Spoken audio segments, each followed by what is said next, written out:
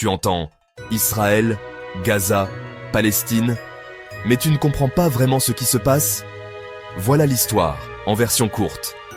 1 minute, sans parti pris. Pour comprendre, pas pour juger.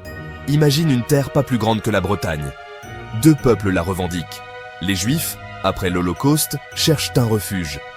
Les Palestiniens, eux, y vivaient depuis des générations.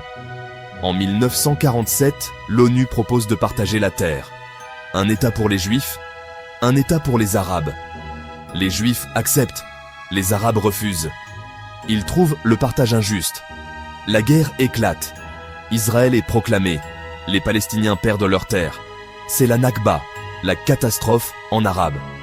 700 000 Palestiniens fuient ou sont expulsés. Depuis, le conflit ne s'arrête jamais vraiment. Il y a eu des guerres, des attentats, des négociations ratées. Aujourd'hui, Israël contrôle la plupart du territoire.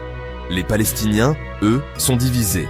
En Cisjordanie, partiellement occupée, et à Gaza, un petit territoire contrôlé par le Hamas. Le Hamas est un groupe armé qui refuse l'existence d'Israël. Il tire des roquettes. Israël réplique avec des frappes puissantes. Mais souvent, au milieu, ce sont des civils qui meurent. Des familles, des enfants, des gens ordinaires. Pourquoi ça continue? Parce que chacun se sent victime. Parce que les blessures sont profondes. Parce que la paix demande des compromis.